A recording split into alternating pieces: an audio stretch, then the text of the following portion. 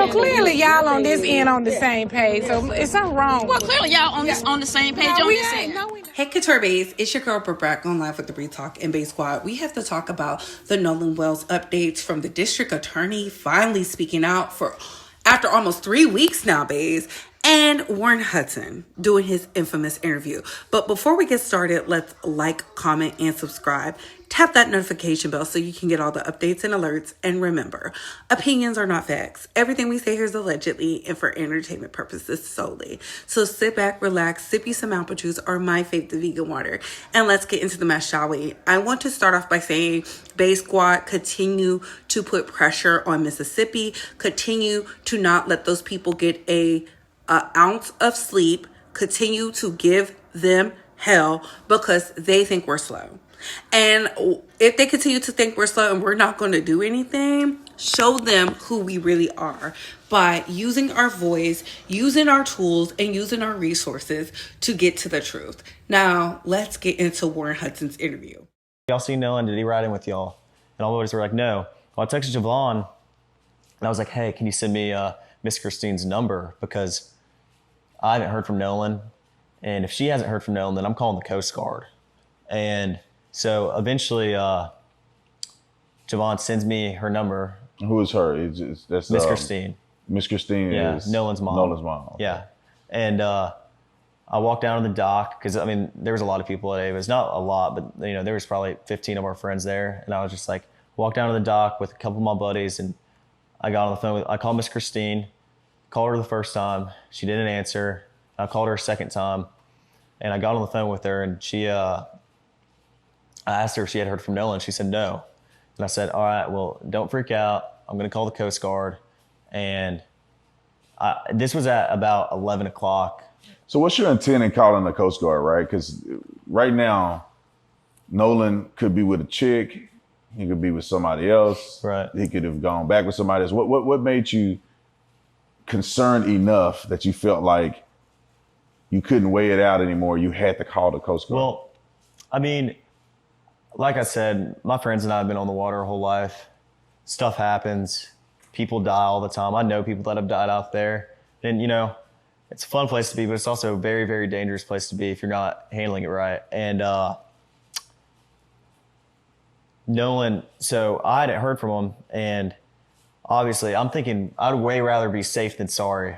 I mean, I would rather call the Coast Guard 100 times and lose my mind over it and my buddy be okay than, you know, not, and me not know where he is and him not be okay. And so I called the Coast Guard and I talked to them on the phone for like 20 minutes, gave him a description, what Nolan was wearing, the last place we were at, the last time I saw him, who were we with, what boat we were on, the conditions of the water, just a summary. And I called Miss Christine back after and I talked to her and I said, I got in contact with the Coast Guard. I'm not sure who she called or, what she did, but I think she said she was going to make a couple phone calls to either DMR or Jackson County Sheriff's Office. And I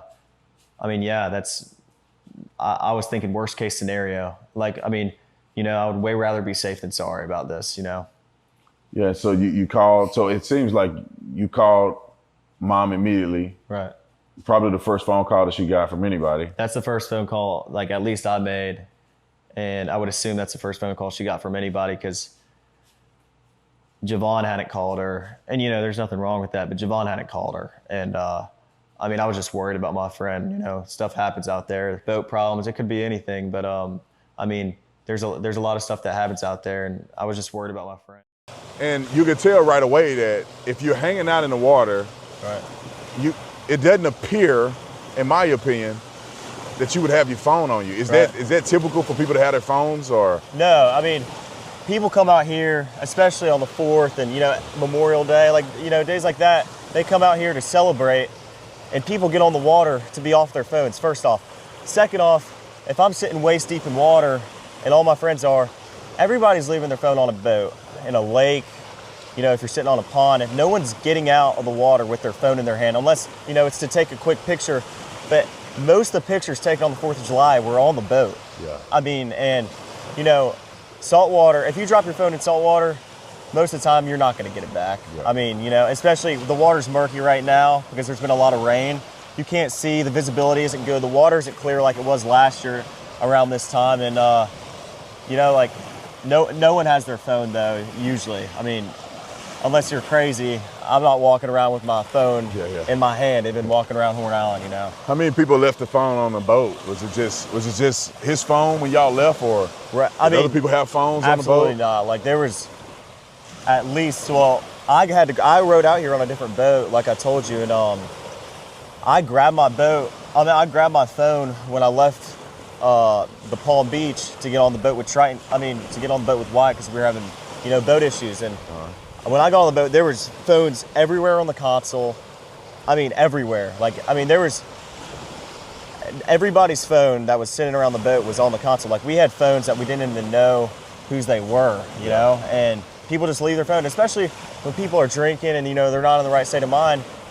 A lot of people are like, oh, I'll just leave my phone and I'll get it later, and that's the way it is around here. You don't take your phone and walk around the island. There's plenty of phones on the boat and, spread out between the 3 boats that we had. And we had 20 plus people spread between our 3 boats. So of course, everybody's phone was on the boat. I never saw someone in the water that day sitting with their phone in their hand, scrolling on anything or even taking pictures in the water. Yeah, someone might hop out the boat.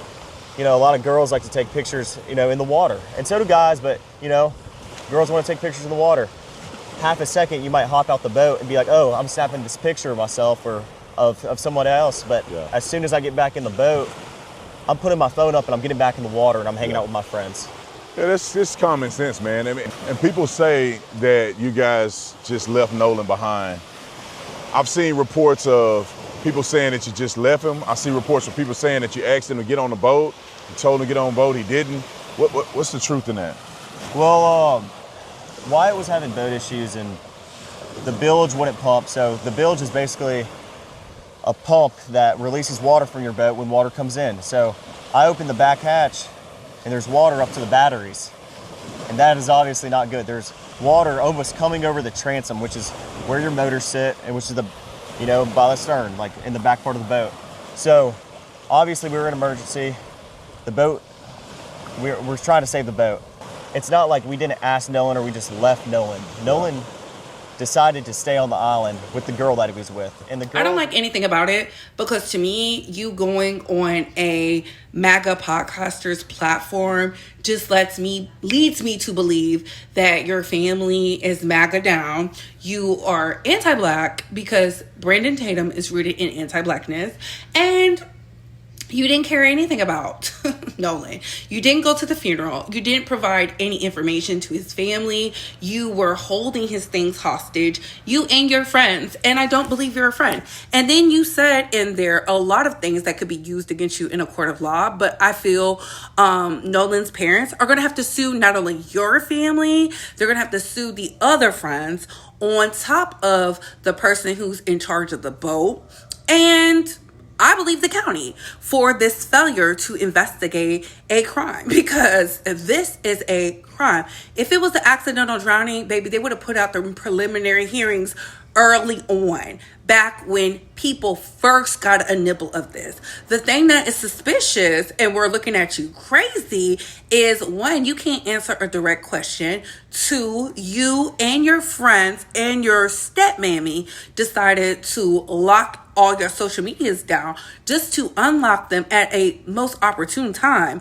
And then y'all were hiding evidence. Y'all were evading evidence. And I was always taught from watching true crime investigative diaries and the likes of the Law and Orders, the first person to talk is usually guilty. And that seems to be a trend amongst the guilty. Out of all of the documentaries I've seen, you're giving guilty, Warren, you, Lucas Avia, and your stepmammy, along with the rest of the degenerates. Now let's get into the district attorney. As district attorney for the 19th Circuit Court District of Mississippi, I want to talk directly to the people of Jackson County. Our community is grieving the tremendous loss of Nolan Wells, who is loved and treasured by everyone. Nolan's family deserves answers, and our community deserves answers. Every death in the county, except those of natural causes and non-criminal car wrecks, are presented to your grand jury. Many people don't know that. We have handled death investigations in this manner my entire career. Nolan's case is being handled the same way, with the same care and the same commitment to the truth that we handle all death investigations. I understand the public's urgency to know what happened to Nolan, but we are not taking time for time's sake. We are taking the time required to complete the work this investigation demands. Since Nolan was reported missing, local, state, and federal law enforcement agencies have worked around the clock investigating what happened to him. Every piece of evidence must be examined. Every credible lead must be followed to its conclusion. Every witness interview must be analyzed in context of all other evidence. The pressure for answers does not change what the work requires. Our responsibility to Nolan and our community is to complete this investigation thoroughly, carefully, without compromise, supported by the evidence and worthy of the confidence of the people we serve. I also understand that many people have questions about why more information has not been released publicly. In Mississippi, the rules of professional conduct restrict the information a prosecutor can release during an investigation. Our restraint in communicating facts and evidence is not an effort to keep the truth from the public. It is an effort to protect the integrity of this investigation and the grand jury proceeding. As your district attorney, I have an ethical obligation to avoid public statements that could influence witnesses, prejudice a proceeding, or compromise the fairness of the legal process. My obligation extends to and requires me to use reasonable care to ensure investigating agencies avoid making those statements and releasing information as well. These rules exist to protect the search for the truth, not to prevent it. As divided as the discussion surrounding Nolan's death has become, I know we all want the same thing, to understand what happened to Nolan. With that being our shared goal, we must also share in the goal of protecting the integrity of how the truth is discovered. If we sacrifice the integrity of the process in effort to satisfy today's questions, we risk undermining the confidence in tomorrow's answers. When the public asks, what about this, or have they looked at that, or did they think about this? The answer is yes. Those are the same questions investigators ask. The difference is that we can't publicly discuss the evidence, the interviews, or what those efforts have uncovered while the investigation is underway. Again, our restraint in sharing details of the investigation is not a refusal to share the truth. It is our commitment to protect the process that allows the truth to be known with confidence. There's a lot of information out there, and there is a heck of a lot of misinformation out there. I simply want the community I serve to know that this investigation is being handled with the care, professionalism, and commitment to the truth that every family in Jackson County deserves. As we continue this important work, Nolan's family, his friends, and all who loved him remain in our prayers. I don't believe anything she's saying. I don't believe anything she's saying because she allowed the sheriff to go on Good Morning America to say it is an accidental drowning. Very loud and proud. And there was no foul play at place. So now we got to believe in you guys, the people who took almost 20 days to speak, the people who literally ignored the mother, didn't provide any type of comfort, nothing. And I would like us to let's use a little comprehension skills, shall we? They are close to airports, they are close to airways, and they're close to a lot of boating activity. Where is the satellite feed and footage? I know they have it. Where is it? That will tell us everything we need to know. I just saw something about that went down in Louisville, Kentucky, thanks to satellite footage. If they wanted to, they would.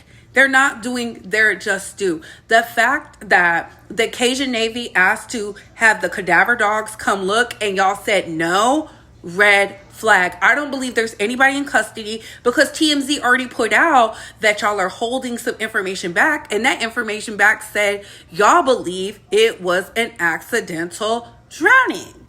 Who are y'all playing with? You're not playing with us. You're not playing with us because we can chew bubblegum and walk and talk. So we don't believe you, Miss District Attorney. We just don't. And this is why when y'all get up here and say, it's not about race, it's not about race, it's always not about race. when we're questioning the validity of what y'all are doing to provide resources and a completion and what happened to Nolan Wells. If it were anybody else, this would not be handled this way. And we know that. And that's why I don't let cave dwellers, troglodytes, tap dancing, Sam Bones, and Uncle Tom's try to convince me this is not about race, because it's very much about race. It was about race when they said he was in the island with some girl when we saw him hanging out in the pool on 4th of July weekend. And that's probably where he was taken out. And that's where the cover-up began. But what do I know? What are your thoughts on this, Space Squad? What are your opinions? Comment down below. I gotta go. Bye, hoes.